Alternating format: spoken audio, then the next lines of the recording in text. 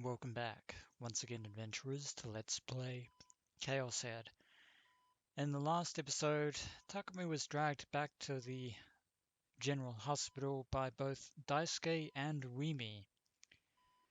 Rimi, of course, leaving the two of them to visit Ayase's hospital room while she went to wash her hands.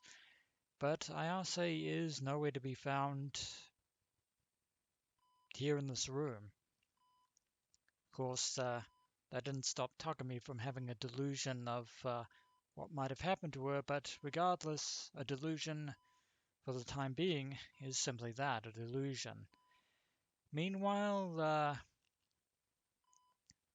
Daisuke has found a book ostensibly belonging to Ayase, although if Takumi was paying attention to his surroundings, he'd notice that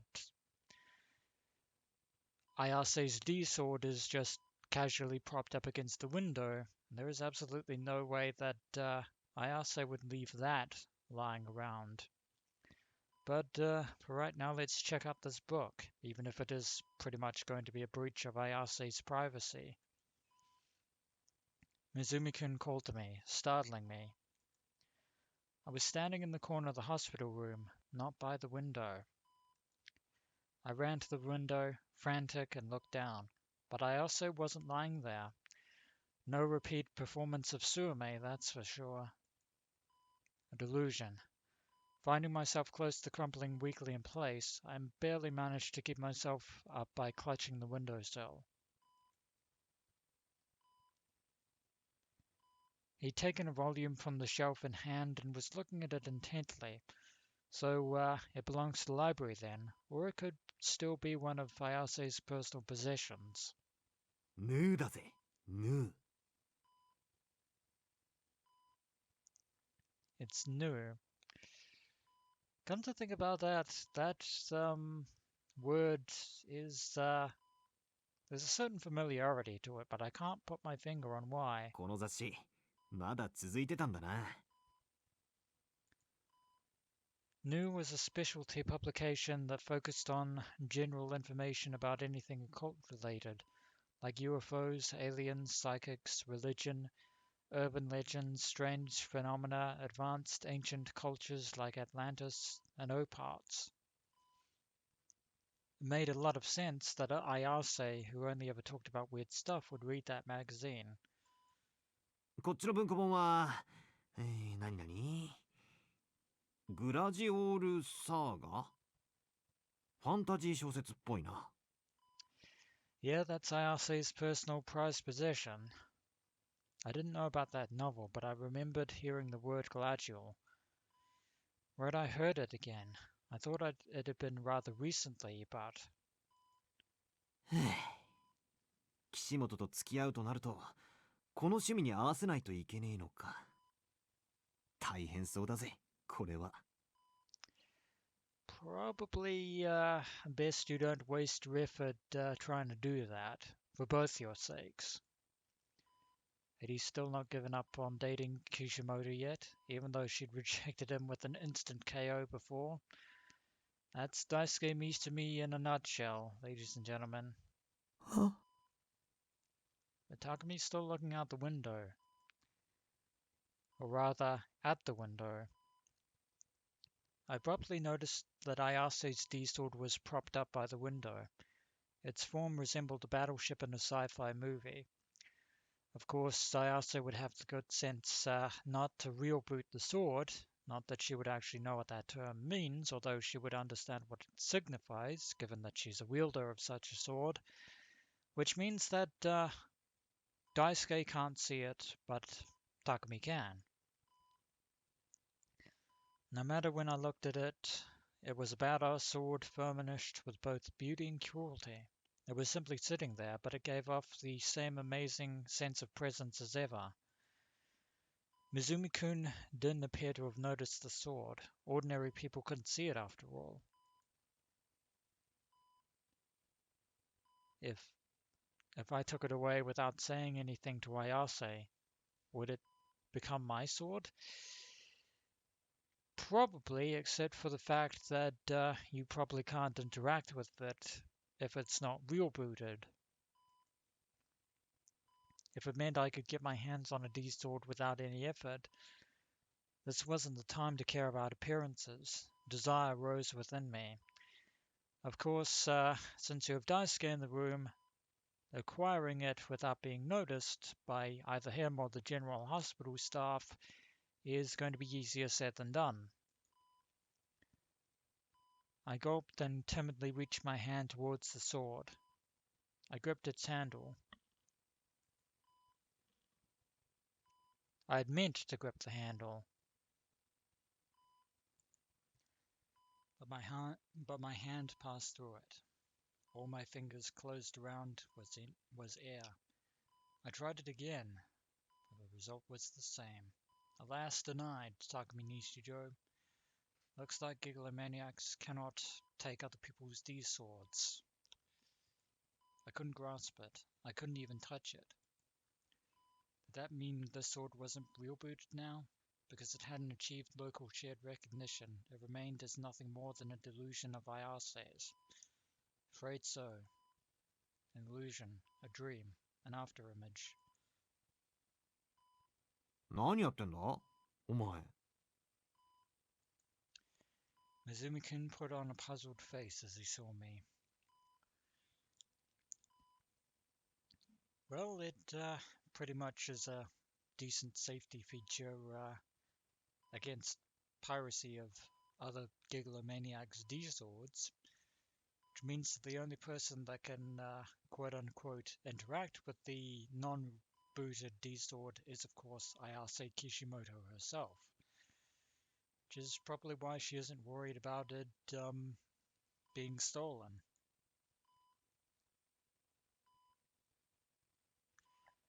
10 minutes passed, but Ayase still showed no signs of returning, nor did Rimi, who was supposed to have gone to the bathroom, show up.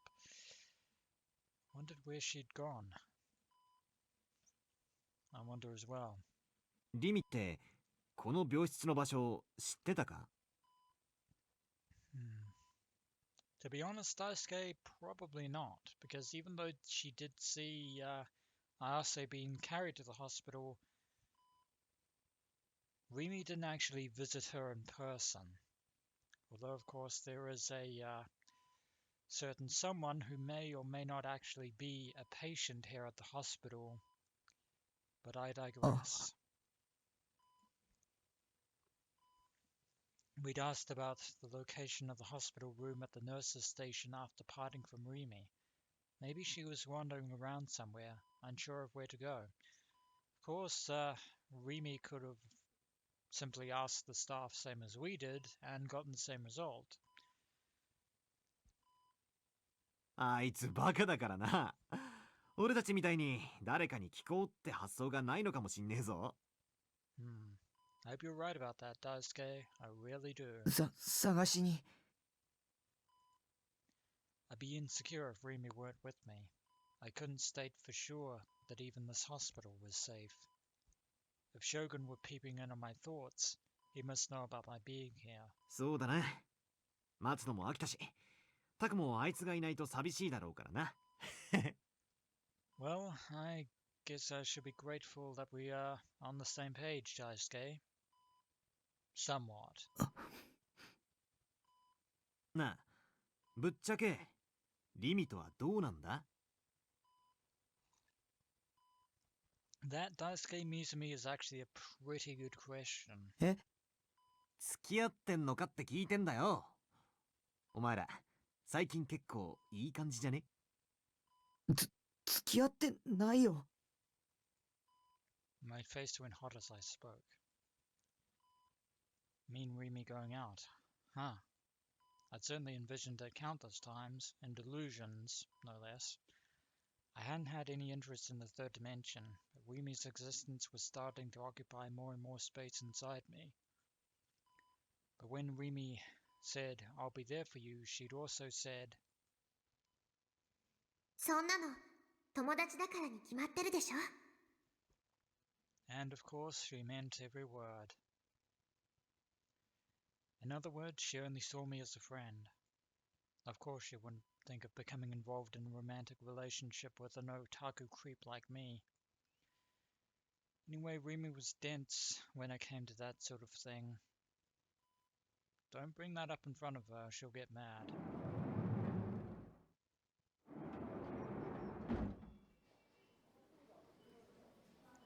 Mizumi-kun split up to look for Rimi and Ayase, and so the search begins. Mizumi-kun had gone down the stairs, so I decided to search on the upper floors. Amisha! Roha! Amisha! There's a patient crying out in the hallways. In the hallway, I passed an aging inpatient who looked to be in about his 50s. As he tottered along, he never stopped calling a person named Ami-chan. Ignoring him, I continued down toward the far end of the corridor. I didn't have that much resistance to the idea of walking around the hospital. It must have been because I'd often come here in the past. Except I pounded at the thought that Shogun might appear around corners in the hallway or from inside hospital bedrooms with flung open doors. Well, you're not exactly on the money there. And yet, spoiler warning, Takumi, you're not entirely wrong. Besides, the strange scream-like cries I heard once in a while from somewhere or other were bad for my heart. The corridor was completely cream-colored, like most of the rooms in the hospital. Some of the hospital rooms had their doors open and some didn't. I peeked into many of them to make sure Shogun wasn't there. 2 beds were lined up in all the rooms, with human shapes puffed up under the sheets. Patients were probably sleeping there, except their faces were in my blind spot and I couldn't see them. Few people were walking down the hallway. The aging man who called Ami-chan and a single nurse at present were the only ones I'd passed. Well, these 2 were the only ones I passed. For some reason, I felt like I really didn't want to be here. You and me both. The atmosphere was weighty. It wasn't unpleasant, but I got the feeling that I wasn't supposed to be here. Well, we should probably scour the corridor for Rimi, and if she's not here, get out while the going's good. As I went further, the hall turned as if it were breaking to the right. While I tentatively rounded the corner, I wondered if hospital rooms continued beyond there.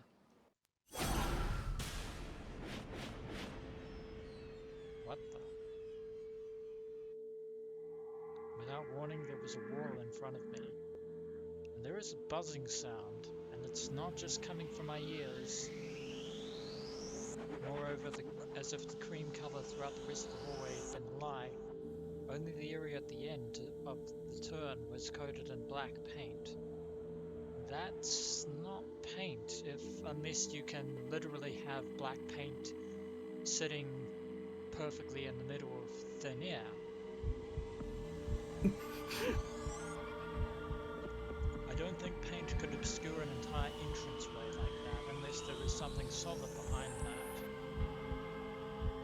For some reason my pulse quickened. There's that buzzing sound continuing. Is it my ears? It's not my headset. I became incapable of moving a single step away. My vision shook dizzily. I thought it was vertigo and closed my eyes. And when I rubbed the tops of my eyelids with my fingers, my eyeballs were twitching. Icy chills came crawling up from my feet.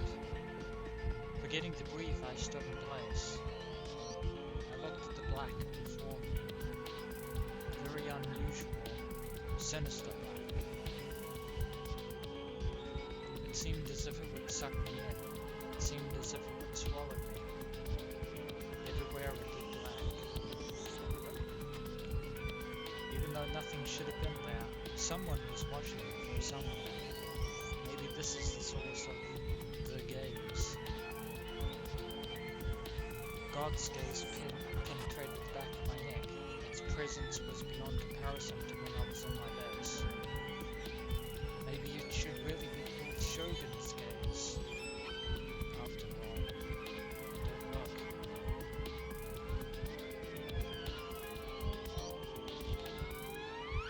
shutting his eyes and waiting for the end. Using all the emotional strength left to me, I closed my eyes.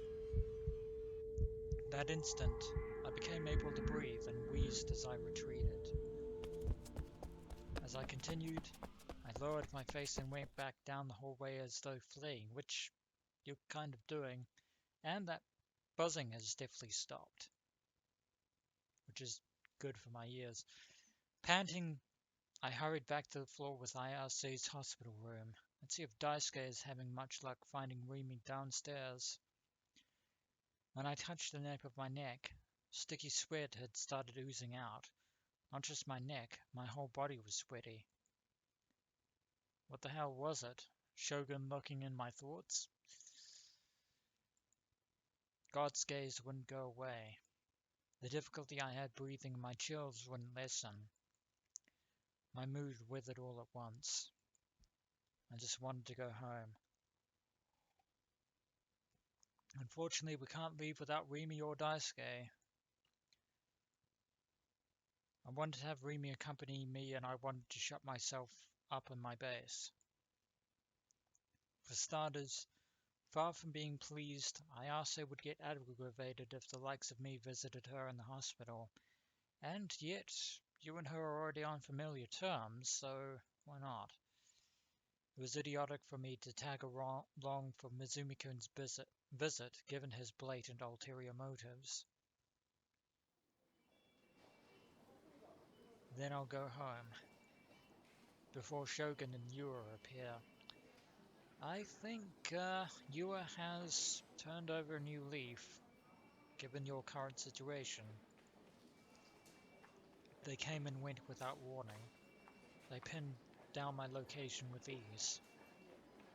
I had to stay braced no matter where I went. I swayed along, aiming for Ayase's hospital room, holding up a hand to the wall as I went, praying that I would be able to join up with Rimi. I slowly crept along. 山井さんがまたアミーちゃんっていう名前を呼んでたんですよ。 Take it Yamai-san is the name of the old man. Why does that nurse talking about Ami-chan? I heard a nurse talking from ahead. When I looked up, two nurses were walking this way. One was still young, while the other was a plump middle-aged lady. 一体誰のことを探してるのか。 Who indeed? それこの病院に伝わる怪談よ。誰も知らない幻の病室があって、そこにアミーちゃんが入院してるらしいわ。 An illusionary room. Ominous, that. もう何年も前からある噂。 I faced down and waited for the two of them to pass me by. I held my breath to keep them from noticing my wild panting. I could tell they were looking at me with unconcealed suspicion, but for now all I could do was ignore them, probably for the best. But that illusionary room is no rumor. After passing the two nurses and walking even more desperately, I reached the nurses' station. I should have reached Ayase's hospital room before this, but apparently I'd overshot it. I clicked my tongue and wiped sweat off my forehead. I sensed someone watching me again. The depths of my chest throbbed painfully. My ears were ringing too. I think it's probably another one of the staff rather than the gaze, who had felt incredibly sick. My body was in the worst possible condition. Though it hadn't been like this when I arrived here, what was happening to me? It was amazingly agonizing, and I couldn't put up with it any longer. And I went to seek help from the nurses in the nurses' station, which is probably what we should have done. Well, we're doing it right now, so... But only one was there. She stood with her back to me, seeming not to realize I was there, and muttered something as she immersed herself in her work. She had a clipboard in hand. Something was written on the paper stuck in it. It's Hazuki. Of course, Takumi can't see her expression right now, but her eyes that unnaturally glazed over.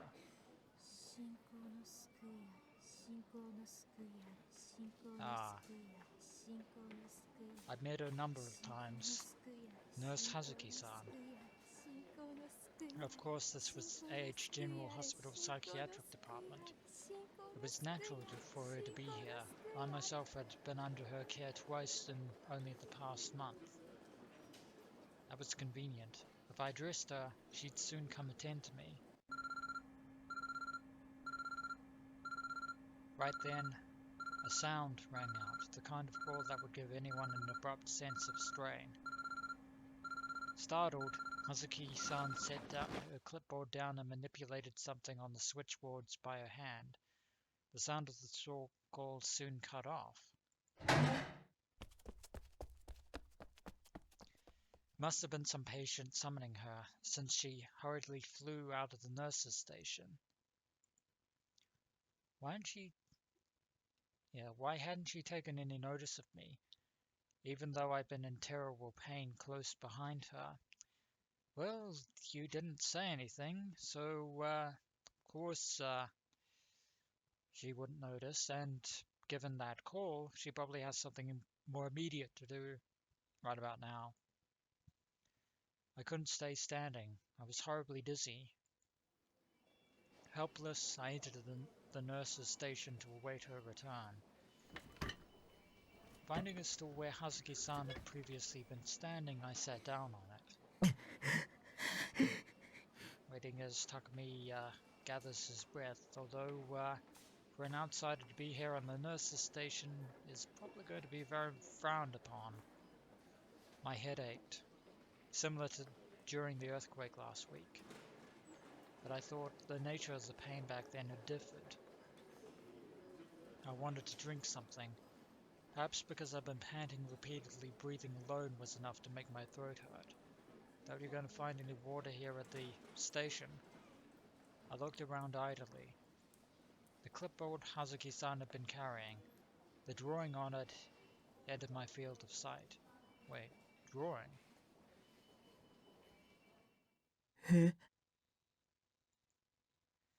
As she helped examine me, Hazuki-san was always writing something down on this clipboard, a general smile on my face. I thought it would be temperature management or the names of medicines for prescriptions. Which is why I couldn't comprehend why it was drawn there.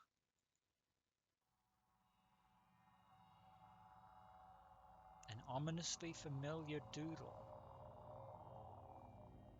Similar to one we've seen before.